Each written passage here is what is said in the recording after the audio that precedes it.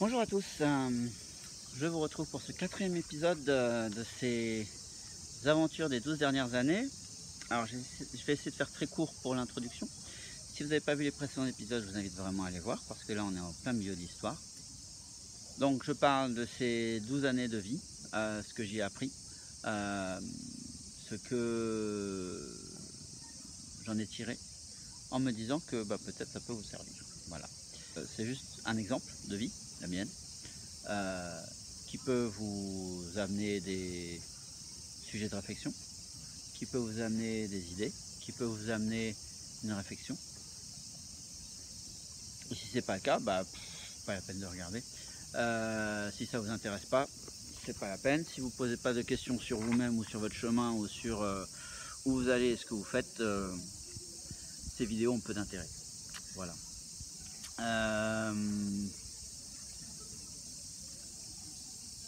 Ouais, c'est à peu près tout. Donc, voilà, et ce que je dis n'engage que moi, ma vision des choses. Toute personne qui aurait vécu à proximité de moi ces dernières années en ayant vécu des choses différentes a tout à fait le droit de vivre des choses différentes. S'il veut les exprimer en faisant des vidéos sur ce qu'il a vécu, et il a le droit. Mais ça ne remet pas en cause mon vécu.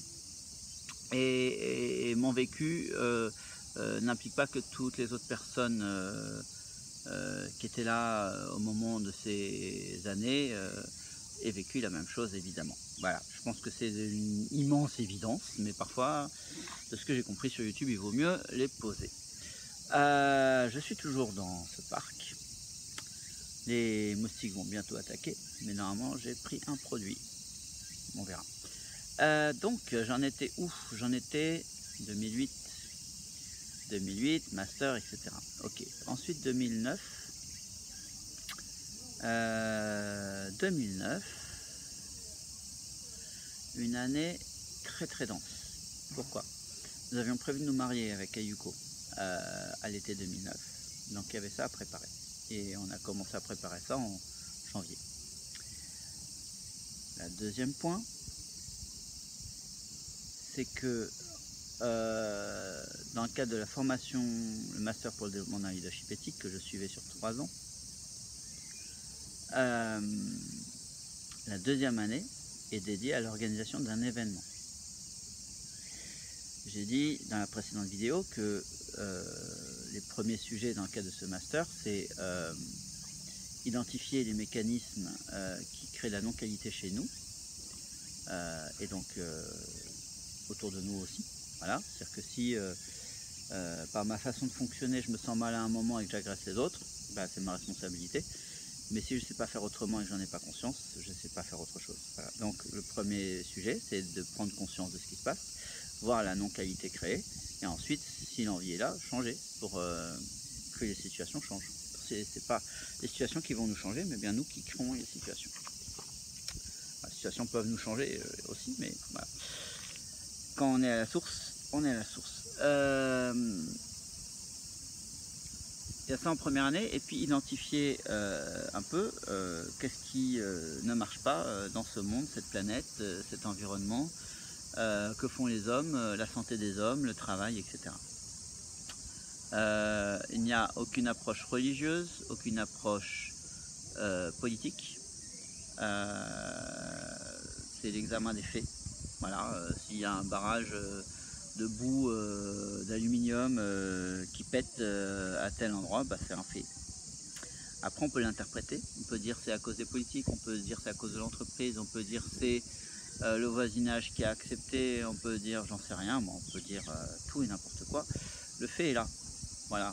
Et on a une rivière de boue rouge d'aluminium absolument toxique qui dévale et qui tue toute vie sur plusieurs centaines de kilomètres. Ça c'est un fait, voilà. Et donc quand on regarde l'ensemble, en tout cas l'ensemble c'est impossible, mais une grande partie des faits sur plein de secteurs, qu'ils soient environnementaux, biodiversité, santé humaine, santé physique et psychologique humaine, qualité de vie des gens, qualité d'alimentation des gens, les maladies récurrentes, nouvelles, etc. Eh bien ça nous dessine l'état du côté négatif, évidemment, de notre monde. Et dans la mesure où on est omniprésent sur cette planète, voilà, le barrage de Bourrouge, c'est pas les chimpanzés qui l'ont construit. Les maladies au travail, c'est pas à cause des souris, d'accord? Bon, voilà, c'est en tant qu'être humain intelligent, avec notre intelligence, en tout cas, on a la responsabilité de ce qu'on a créé. Voilà. Et en tant qu'être humain, on fait partie de cet ensemble. Ça ne veut pas dire que moi je porte le poids de ce barrage de Bourrouge, mais ça veut dire que tout autant que cet autre milliard d'êtres humains, je peux peut-être y faire quelque chose si c'est ma place. Voilà. Il se trouve que là, je suis en France et que ce barrage est loin et que c'est pas ma métier, donc ma place n'est pas là, mais ma place est ailleurs et je fais autre chose. Bref, donc il s'agit de faire l'état des lieux de notre société et du monde, et l'état des lieux un peu chez nous. La deuxième année, il s'agit de commencer à concrétiser. Ça veut dire quoi? Ça veut dire, ok, on a vu, le monde il va pas très bien, ça me donne envie de faire des choses, ça me donne envie de faire bouger. Et moi, mon secteur, c'est l'éducation, ou c'est la santé, ou c'est l'alimentation, ou c'est parce que j'ai une vie professionnelle par ailleurs. Et donc, c'est un secteur où j'ai des compétences et une capacité d'action, forcément. Quel que soit mon niveau dans la hiérarchie, j'ai forcément une capacité d'action. J'ai 2 mains, 2 jambes, une tête. Et alors, qu'est-ce que je fais? Est-ce que j'agis quelque part ou pas? Et si j'agis pas, pourquoi? Qu'est-ce que je dois dépasser pour éventuellement avancer un bout d'orteil pour que un bout d'orteil change? Voilà, deuxième année, ce sont ces questions-là qui se posent. Et pour le coup, quoi de mieux pour concrétiser que l'organisation d'un événement qui parle de leadership éthique, à savoir donc le fait de l'idée des actions qui déploient la vie au lieu de la maintenir, limite, ou l'éteindre. Quand un barrage de Bourrouge se déverse, voilà, la vie s'éteint. Alors oui, c'est peut-être pour un mieux dans 2000 ans, mais pour l'instant, c'est un mal. Voilà, tout simplement. Et il n'y a pas de politique ou de religion là-dedans.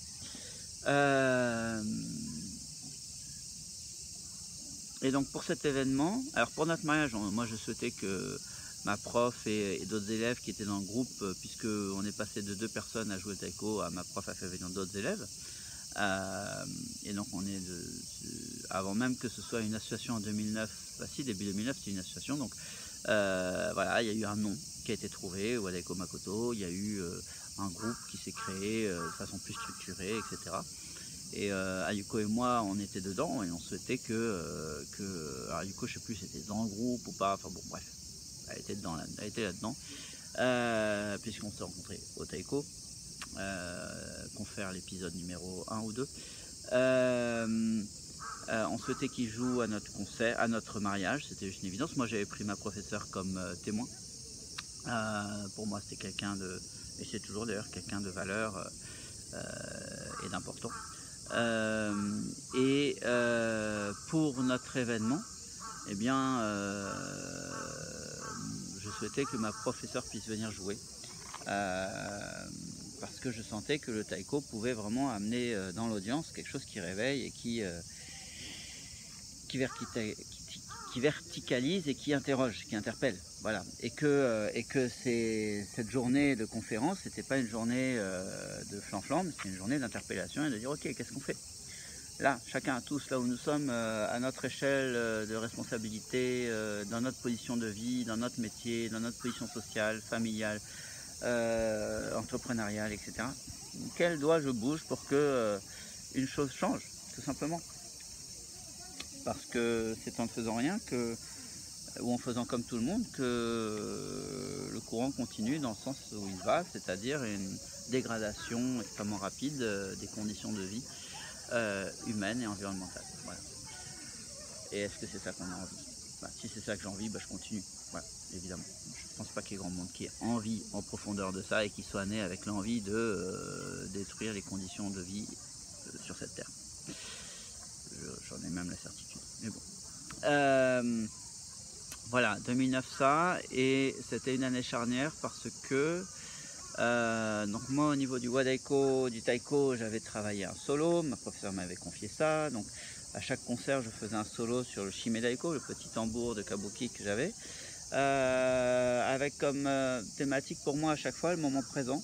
Donc j'ai jamais construit un solo, j'ai jamais essayé d'assembler des boucles pour faire un morceau qui tient et qui devient un solo le même toujours.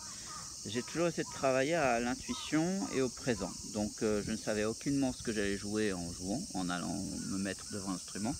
Et je faisais un solo de, je sais pas, 2, 3, 4 minutes au Shime Daiko avec des petites baguettes, Shime Daiko de Kabuki, dans différents concerts, peut-être pas tous les concerts, mais un certain nombre de concerts. Et donc mon sujet c'était ça. En tout cas de la part de ma prof c'était construire un solo. Et donc pour moi un solo c'était vivre le présent et le partager au travers de l'instrument. Voilà. Donc le présent ça veut dire pas quelque chose de préparé au passé. Un peu ce que je faisais dans les formations professionnelles où j'enseignais Final Cut Pro, donc logiciel de montage vidéo pro, Photoshop, toute la suite Adobe, création graphique et web, et aussi le code web, SPIP et plein d'autres choses. Je fonctionnais, il y avait un programme établi, il y avait un contenu, mais je fonctionnais dans le déroulement de ce contenu de façon à l'intuition, au présent, à la créativité, en impliquant les gens, etc. Pour moi, c'était ça ma recherche et mon sujet. Voilà, pas venir et déballer un contenu, point. Venir et faire en sorte que les gens repartent avec quelque chose. C'est ça la transmission, c'est ça l'enseignement. C'est pas juste déballer un contenu et puis les gens ils ont pris ou ils n'ont pas pris. Après, que des gens ne prennent pas, c'est une chose et on ne peut pas se mettre à la place de tout le monde et obliger tout le monde à prendre. Mais au moins donner le maximum de chance aux gens d'intégrer, de prendre et de pouvoir faire quelque chose avec ce qu'ils ont appris, même si c'est un outil technique comme Photoshop, Illustrator ou je ne sais pas quoi. C'était ma posture, mon positionnement. Et pourquoi je parle de ça? Ben voilà, 2009, donc je solo. Et puis le groupe avait grossi, je crois. Il y avait entre 5 et 7 personnes dans le groupe de Taiko. Il y avait la création de l'association. Et moi, il y avait... Alors déjà, j'avais posé en début d'année que ça va être une année très chargée, donc je serai moins présent au Taiko. Moins présent aux répétitions, peut-être moins présent à certains concerts, ou pas du tout présent à certains concerts. Donc j'avais posé ça auprès de ma professeure fin 2008, en lui disant voilà, 2009 c'est une année très particulière pour moi, il y a mon mariage et cet événement dans le cadre du master pour le développement de leadership éthique. Ça va être compliqué, je vais faire mon mieux, mais ça va être compliqué. Et de fait, ça a été compliqué parce que il y a certaines répétitions où j'ai pas pu venir, parfois j'arrivais en retard, j'ai loupé des cours, etc. Voilà, ça a été une année dense, quoi, hyper dense, peut-être trop dense, je sais pas, mais en tout cas c'était comme ça.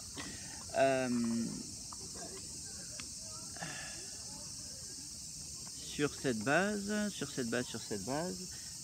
oui, je suis dans un parc, donc il y a des enfants qui passent et tout, voilà. Et les gens me regardent, je suis en train de parler à mon téléphone tout seul, voilà. Et sur cette base, donc début 2009, on a créé l'association parce que le centre culturel ne pouvait plus accueillir les cours de taiko parce que pour le coup, les cours qui au début c'était un tous les 15 jours, de façon un peu informelle, c'était structuré, organisé. En 2007, il y a Diana, Ayuko, Maya qui sont arrivés en cours, on a commencé à travailler ensemble. Voilà, il y a des élèves sérieux, en tout cas qui avaient le désir d'aller, d'avancer, etc., qui étaient là, et donc on se faisait des répétitions entre les cours avec l'aval de ma professeure, de notre professeur. Donc il y avait quelque chose de dynamique qui s'était mis en route. 2009, donc non 2008 pardon, ma prof qui faisait des concerts en solo, là on était 2, puis ensuite 3, 4, 5, il y a Diana qui nous a rejoint, Maya plus tard, bien plus tard Maya, j'ai plus tous les noms. Bon, en tout cas, désolé si vous regardez cette vidéo et que vous êtes concerné. Le pouvoir de la vidéo nous fait oublier les noms et les lieux et les choses. En tout cas, voilà. Commencer à être nombreux dans le groupe. Et donc, 2009, création de l'association.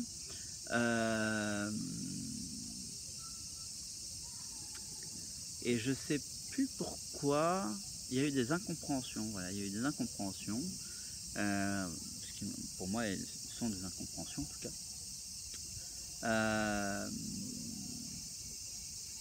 On a créé un mail pour l'ensemble de l'association, donc tous les gens qui étaient dans le bureau avaient accès à ce mail, Et ce mail, on l'utilisait à la fois pour les cours, donc un élève qui voulait s'inscrire ou qui voulait dire à Maïko ah, je pourrais pas venir au cours prochain, et bien ces 7 ou 8 personnes, je ne sais plus combien on était à la création de l'association, lisaient ce mail. Par contre, il n'y en avait qu'une qui l'utilisait parce qu'il y avait une personne qui était Maïko. Maïko était essentiellement papier à l'époque. Elle avait un iPhone 2009, elle avait un iPhone, mais c'était tout nouveau, ou elle allait en avoir un. Et donc, il y avait quelqu'un qui l'aidait là-dessus. Je ne sais plus qui c'était à cette époque, peut-être c'était Diana, 2009.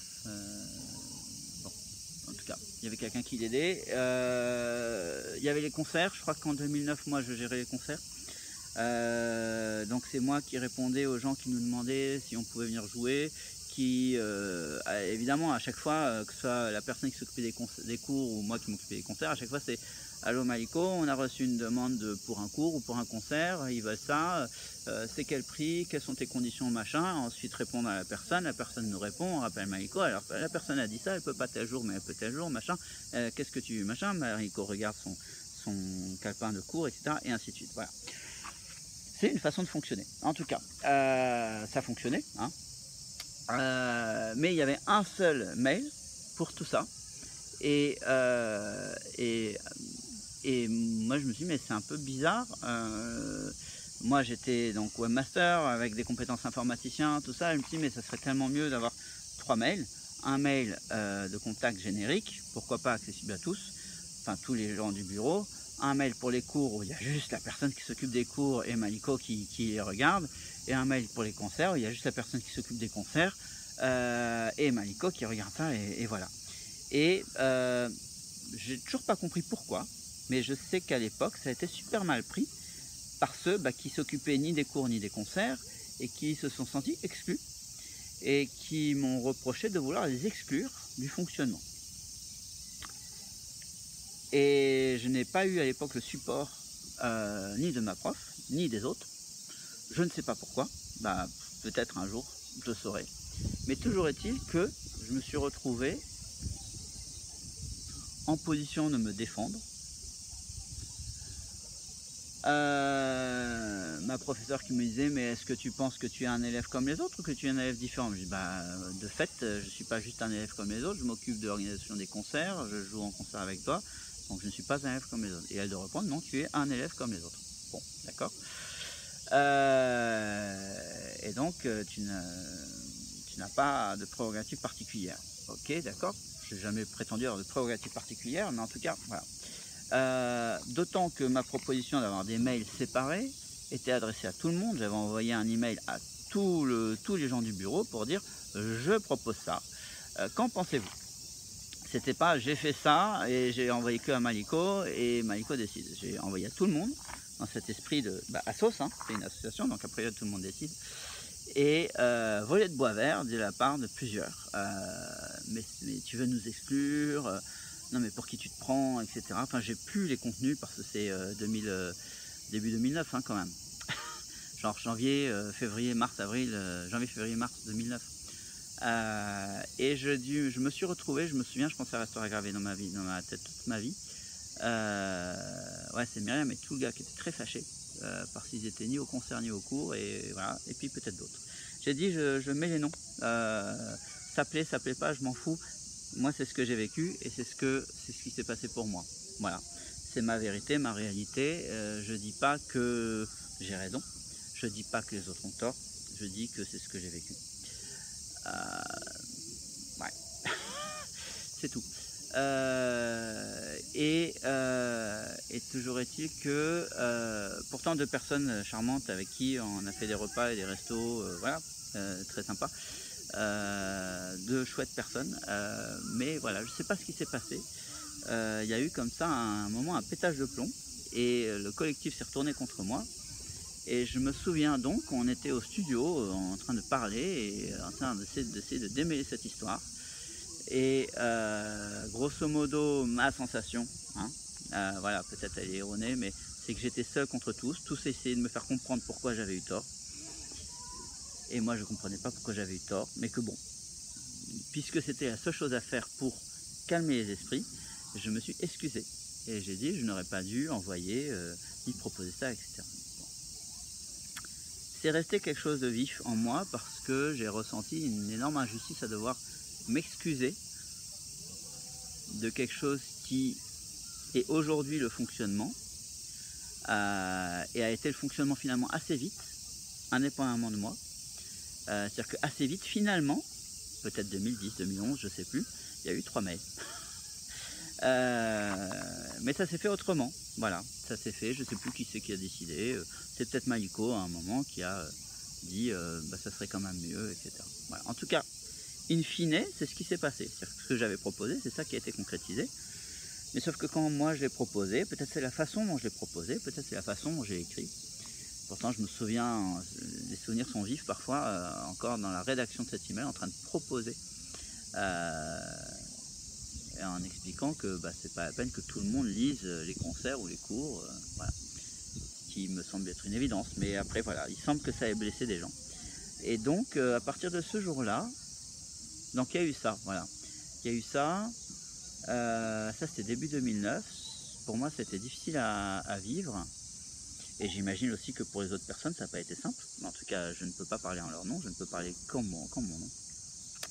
Et il y a eu deux autres choses aussi qui ont été difficiles, c'est que à l'occasion de notre mariage et de l'événement pour le leadership éthique, eh bien Maliko mais aussi des élèves du groupe ont rencontré un certain nombre de gens de cette formation pour le développement d'un leadership éthique. Et c'est vrai qu'à notre mariage, il y avait quand même pas mal de gens de cette formation. Peut-être c'était le groupe le plus nombreux. Et là, avec Ayuko, on n'avait pas forcément anticipé que ma famille, il y allait y avoir peut-être 5 personnes, la famille d'Ayuko 4, et que eux, ils étaient 7, quoi, ou 8. Et que donc, c'était le groupe le plus nombreux. Et que ça allait peut-être faire bizarre. On n'avait pas du tout pensé à ça. On était sur cette naïveté de ils viennent, c'est top, c'est nos amis, on partage des choses en profondeur avec eux. C'est chouette de les avoir à notre mariage, ils n'étaient pas tous là, hein. Heureusement d'ailleurs, parce que sinon ça aurait été grave par rapport aux conséquences que je vais vous partager maintenant. Mais toujours est-il que suite à notre mariage en août et à cet événement, c'était en octobre ou novembre, sur le développement du leadership éthique, Maliko m'a demandé d'arrêter. Elle m'a demandé d'expliquer qu'est-ce que c'était. J'ai senti en lui expliquant que non, ça passait pas, qu'il y avait quelque chose qu'il ne voulait pas comprendre ou qu'il ne souhaitait pas comprendre, ou je ne sais pas, ou moi j'expliquais mal, je ne sais pas. Toujours est-il qu'elle m'a demandé d'arrêter ce master pour le développement d'un leadership éthique.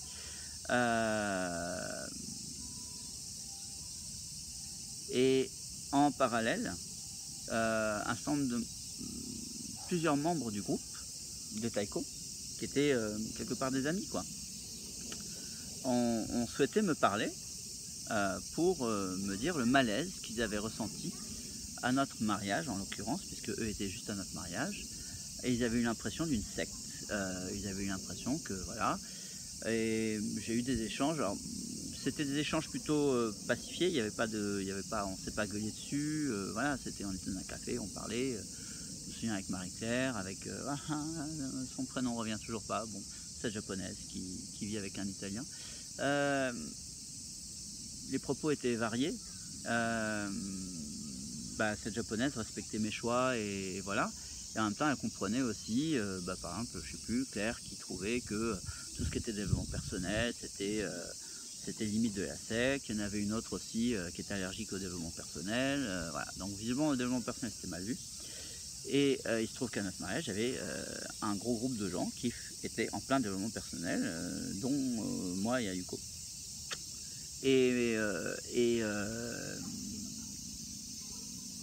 Ayuko a eu pas mal d'amis aussi qui ont mal réagi, voilà, suite à ce mariage. Suite à c'est vrai que ce jour-là, c'est 7, 8, 9 personnes, je ne sais plus combien ils étaient, avaient juste la banane, quoi. Ils étaient juste, alors peut-être un peu exubérants, parce que justement ils avaient lâché un peu, quoi. Ils avaient un peu lâché les retenues, tout ça. On était un peu entre nous, Et pour le coup, un certain nombre de gens se sont dit mais waouh, à quoi ils sont drogués quoi, entre guillemets, j'exagère, c'est pas voilà. Mais à quoi ils carburent quoi? À quoi ils carburent? Parce que ils ont la banane toute la soirée, ils sautent, ils dansent comme des fous, pourtant ils ont quoi? 30, 40 ans, qu'est-ce qui se passe quoi? C'est qui ces gens-là? C'est pas net, c'est pas clair, voilà. Je comprends. Je comprends. Je pense qu'avec Ayuko, on a manqué de discernement là-dessus. Et en même temps, voilà, ça s'est fait comme ça. Donc je ne peux pas revenir sur ce qui s'est passé. Toujours est-il qu'on a eu un certain nombre d'amis, pas de famille. Merci d'ailleurs, la famille a été là, en soutien. Parfois en retenue, mais en soutien. Et aujourd'hui, absolument en soutien, avec le recul. Voilà. Avec le recul qu'il y a maintenant. Donc la famille était magnifique. Mais les amis, sur ce coup, certains diront, on voit qui sont les vrais amis, machin, tout ça. Moi, je dirais juste que ça a été difficile pour Ayuko et moi parce qu'on s'est vraiment posé la question d'arrêter. On s'est vraiment demandé si on n'avait pas mis les pieds dans une secte. Mais vraiment, quoi. Et je me souviens, moi, j'ai appelé Edel pour lui dire que je souhaitais arrêter. Ouais, Maïko m'avait fait venir chez elle dans sa cave, on avait parlé dans sa cave pour pas déranger sa famille, où elle m'avait dit je veux que tu arrêtes et ça. Elle m'avait demandé d'expliquer encore, pour la troisième fois peut-être, qu'est-ce que c'était le leadership éthique, à quoi ça servait, mais pourquoi je faisais ça. Alors j'avais essayé le plus honnêtement du monde, avec les mots les plus simples, parce que son français à l'époque était parfois un peu difficile. Et je me souviens, j'étais ressorti, le lendemain j'avais une crève parce qu'on avait passé 2 heures dans cette cave glaciale.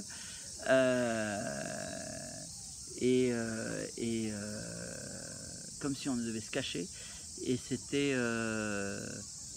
quand j'en parle aujourd'hui, ça paraît surréaliste, quoi. Mais d'être dans une cave comme ça et de parler pendant 2 heures pour expliquer quel choix on a fait, pourquoi on fait ça, etc. Pour se voir dire... il faut que tu arrêtes, je veux que tu arrêtes, voilà, bon. Bon, et finalement, j'ai pas arrêté. J'ai pas arrêté et je me souviens que le lendemain du coup de fil que j'ai passé à Edel pour lui dire que je voulais arrêter, ou bon, finalement, elle m'a dit réfléchis encore. Le lendemain, j'ai une prise de conscience et j'ai appris un nouveau truc et j'ai grandi encore et je fais putain, heureusement, j'arrête pas, quoi. Parce que je passerai à côté de toutes ces évolutions et toutes ces prises de conscience qui me font grandir et avec un vécu magnifique derrière. Donc non, je n'arrête pas, voilà, et je n'ai pas arrêté, Ayuko n'a pas arrêté non plus. Mais c'était un moment très difficile, cette fin 2008, cette fin 2009, début 2010, où ces gens qui étaient proches de nous, moi Maliko, j'avais prise en comment ça s'appelle, au mariage en témoin, c'est pas rien. Ayuko avait une amie qui avait pris en témoin aussi, qui pareil, après il lui a dit mais non, et pour le coup elles sont restées froissées, elles le sont encore probablement, je sais pas. Voilà, ça a été assez difficile à vivre. En fait, c'était un moment où quelque part avec Ayuko, on avait fait des choix en 2008, voilà, faire ce master, faire ces formations, s'engager dans ce chemin de vie. Et en 2008, ça s'est partagé avec la famille et les amis, de façon peut-être brusque, voilà, ça je le conçois. Et pour le coup, on a dû faire une croix, malheureusement, sur plein d'amis qui n'ont pas compris ou qui ont suivi le courant, voilà. Le copain d'à côté se désolidarise, donc moi je me désolidarise aussi, je vais pas, voilà. Il y a aussi ça qui joue. Il est resté parfois je me souviens des échanges assez vifs de la part de Anne-Claire, là, voilà, qui était absolument remontée contre mon personnel, etc. Enfin, c'était assez impressionnant. Bref, voilà, on a ouvert une cave à démons qu'on s'est pris en pleine face. Et en tout cas, moi, c'est comme ça que j'ai vécu. Évidemment, de la part de ces personnes, elles l'ont vécu autrement. Et elles vous diraient autre chose, et elles auront raison, parce que c'est leur expérience et leur vécu. Voilà. Et donc, toujours est-il que 2010 s'est engagé pas simple. pas simple. Dans l'association Wadeko Makoto, ben moi j'étais toujours là.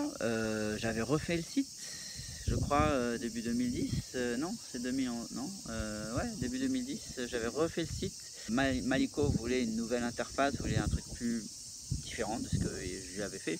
C'est moi qui avais fait la première page pour le Wadeko, ensuite le site de l'association, ensuite bah, voilà, un nouvel graphisme. Je me souviens à la fête de décembre, j'avais présenté la nouvelle interface, tout ça. Ça avait retenu l'attention de personne, qui était créée avec Maliko sur la base de ses choix et de ses envies, et pas les miennes. Donc moi j'avais fait en sorte que ça fonctionne. Et puis bah, fin août 2010, j'apprends que bah, elle confie le site à quelqu'un d'autre et qu'ils ont refait l'interface comme ça un soir et que ça lui va mieux et voilà. Bref. Donc bref, à partir de ce moment-là, à partir de fin 2009, début 2010, où il y a eu ces clashs, où il y a eu ces incompréhensions, pour moi ce sont des incompréhensions, le climat s'est dégradé entre moi, ma professeure, entre moi et l'association, entre moi et les membres du groupe. Voilà.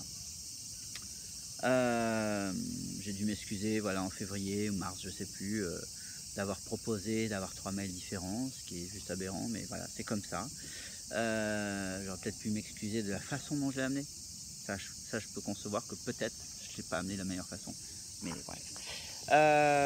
Voilà, là on rentre dans les années plus difficiles de l'expérience. Je ne sais pas qu'est-ce que vous pouvez en tirer. Moi ce que je dirais c'est que avec Ayuko on a manqué. Alors j'inclus Ayuko mais peut-être elle ne serait pas d'accord. J'ai manqué de discernement quant au choc que ça pourrait faire que des gens de mon entourage de différents milieux, non pas de différents milieux économiques ou sociaux, de différents milieux d'intention. Voilà. Un groupe de gens qui sont en recherche de développement personnel et d'amélioration et de contribution au monde, et un groupe de gens pour qui parler de ces choses-là serait presque tabou, ou serait pas conventionnel, ou ne se ferait pas. Voilà, par exemple. C'est pas des choses qu'on dit, c'est pas des choses qu'on parle, c'est des choses qui sont naturelles, c'est des choses qui sont évidentes. Oui, bah, vu l'état du monde, si c'était si évident, ça se saurait. En tout cas, moi je dis ça. En tout cas, la rencontre entre ces deux milieux, on n'a pas géré ça. Et on ne l'a pas géré à notre mariage, ce qui n'est pas idéal. Et je pense que, avec du recul, je ferai les choses autrement là-dessus. Voilà. Je prendrai plus de pincettes, j'irai par plus petits groupes. Je sais pas, je ferai les choses autrement. Voilà, si ça peut vous servir. Là où je suis content, c'est que moi j'ai pas changé de chemin, j'ai pas dévié. Parce qu'aujourd'hui, on est en 2019, je parle de 2009, donc on est de fin 2009, début 2010, on est 10 ans plus tard. Et je vois le chemin qui a été fait, je vois tout ce sur quoi je me suis appuyé pour arriver là à ce qui existe aujourd'hui. Et donc je suis très heureux des choix que j'ai faits, à savoir persévérer, continuer, dire à ma professeure, de Taiko, je continue le master pour le développement d'un leadership éthique parce que c'est mon choix et c'est ma vie et voilà. Voilà. Et peut-être pour finir, puisque ça fait la 34 minutes que je parle, pour un 4e épisode, voilà, on va pas faire trop long. J'étais sur 2010, donc j'ai parlé d'été 2010 où ma prof m'annonce au téléphone comme ça qu'elle a confié le site à quelqu'un d'autre, ça sans même me demander conseil, sans m'en parler, sachant que c'est moi qui avais fait tout de A à Z là-dessus. Donc j'ai décidé à ce moment-là, devant ce côté si abrupt, si tellement manque d'empathie, manque de prévenance, manque de tout, à mon sens, à l'époque et je pense encore aujourd'hui. Il y a plein de raisons peut-être qui lui appartiennent, mais en tout cas c'est comme ça que ça s'est passé. Les clashs de fin 2009, fin 2009, début 2010, je pense, expliquent aussi. Je pense qu'elle avait plus confiance en moi parce que j'avais pas suivi ce qu'elle voulait. Donc elle n'avait plus confiance en moi et donc elle voulait plus que j'assume des choses importantes dans l'association. Mais au lieu de m'en parler et de me dire donc comme tu continues le master, je préférerais qu'on donne le site en gestion à quelqu'un d'autre, que ça ce soit quelqu'un qui fasse. Au lieu de faire ça, elle a fait comme elle a voulu faire. Moi ça m'a choqué et donc j'ai senti que j'étais en train de mélanger toutes les responsabilités que j'avais dans l'association. Ça me prenait à peu près quand même 3 jours par semaine, ce que je faisais dans l'association Wadaiko Makoto, entre la gestion des concerts, répétitions, les cours que je suivais, 2 cours par semaine, les réunions, parce que tout se faisait papier, etc.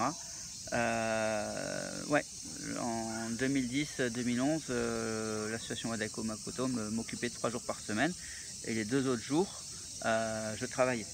Donc heureusement que j'avais augmenté mes tarifs.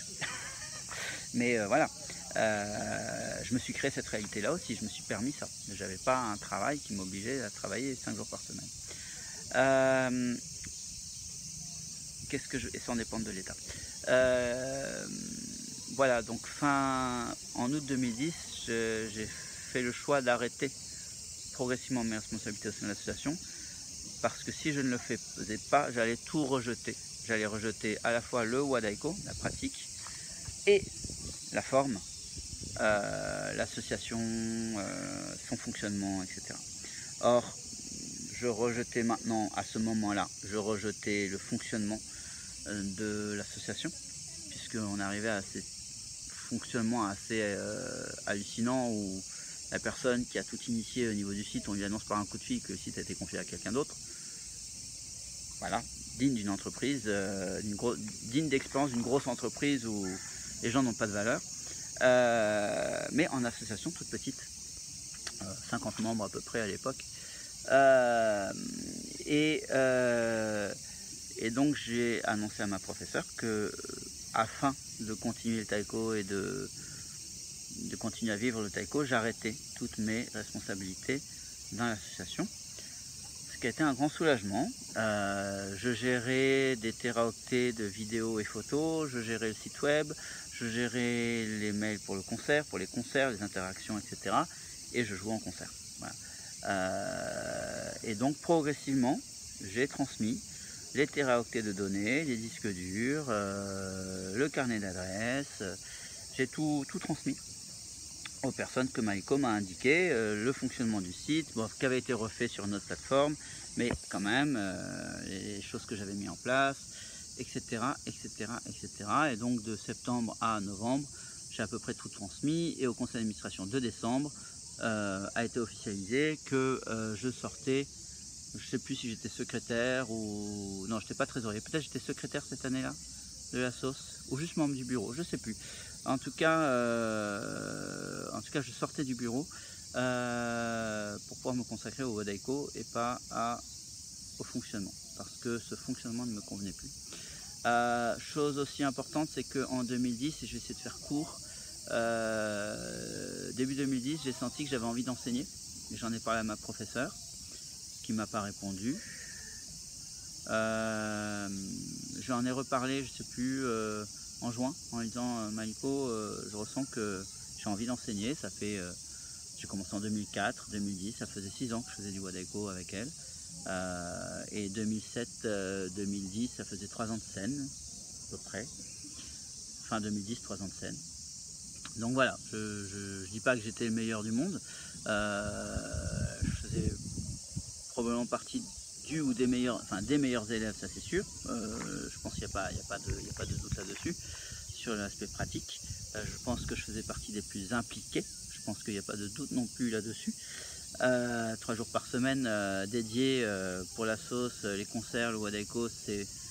je pense pas qu'il y ait quelqu'un d'autre qui est dédié autant, ou peut-être il y en a une ou deux temporairement, mais voilà. Voilà, je pense pour la gestion des cours quand même, il y a Diana et d'autres aussi qui ont pas mal donné. En tout cas, je donnais tout ça. Bref, voilà, j'avais envie d'enseigner. Je sentais ça. Moi, ça faisait des années que j'enseignais sur d'autres sujets et j'avais envie d'essayer. Et quand j'en ai reparlé début décembre 2012 à l'occasion d'un concert, je ne sais plus où, si au théâtre du Rond-Point, on avait joué là-bas pour un événement. Elle m'a clairement dit que je n'enseignerais pas dans sa structure, dans Wadaeko Makoto. Pour moi c'était un choc, c'était début décembre, et parce que pour moi cette association c'était la maison du taïko en France. C'était là que le taïko devait se déployer, c'était à partir de là que le taïko devait se déployer.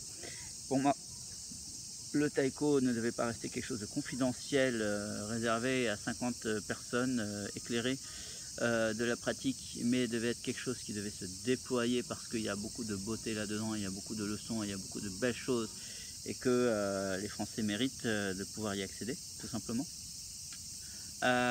Et pour moi, Wadaeko Makoto était la maison de ce taïko, et voilà.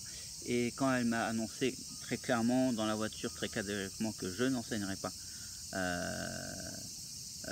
dans son asso, c'est qu'elle était choquée à ce que moi je demande à enseigner, et que voilà, ça devait pas venir de moi, ça devait... Bon. Sachant qu'on avait toujours fonctionné comme ça, c'est-à-dire qu'en fait, comme elle ne proposait pas, c'est les élèves qui demandaient, je veux rentrer dans le groupe, je veux ceci, je veux cela, elle n'a jamais proposé à un élève de rentrer dans le groupe, enfin si, à moi la première fois, et peut-être exceptionnellement, mais voilà. Peut-être certains diront le contraire, j'en sais rien, mais en tout cas, moi c'est ce que j'ai vu. Donc comme c'est pas, ça allait pas venir d'elle, ben moi j'ai dit, j'ai envie d'enseigner, voilà. Quand est-ce que tu penses que ce serait possible? Voilà. Et si tu me dis que je suis pas prêt, tu me dis que je suis pas prêt, mais voilà. Et ça a été non. C'est même pas une question d'être prêt ou pas, c'est je n'enseignerai pas dans Wadaeko Makoto. Voilà, ça c'est fin 2010. Ça c'est fin 2010, début décembre 2010.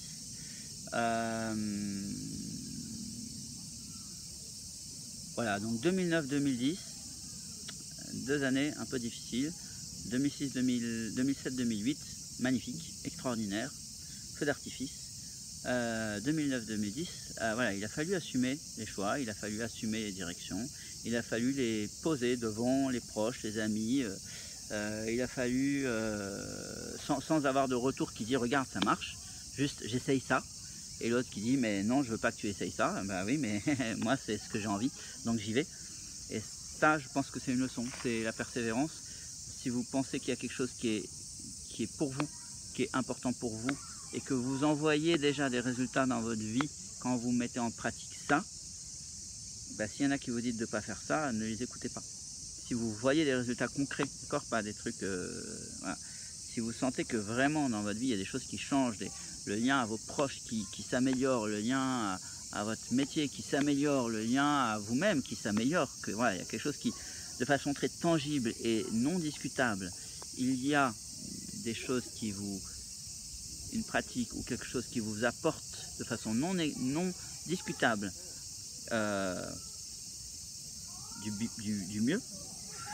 du mieux à long terme, pas à court terme, d'accord, c'est pas la tablette de chocolat, du mieux à long terme, genre le lien à vos parents c'est du long terme, genre votre métier c'est pas sur 2 mois quoi, d'accord, voilà. Et si vous sentez à l'intérieur de vous que c'est ça qui vous apporte aujourd'hui, dans 10 ans peut-être pas, et alors vous changerez, mais aujourd'hui, alors quoi que disent les autres, allez-y, voilà. Moi c'est ça le message. Vous verrez avec les autres épisodes que j'ai pas eu tort.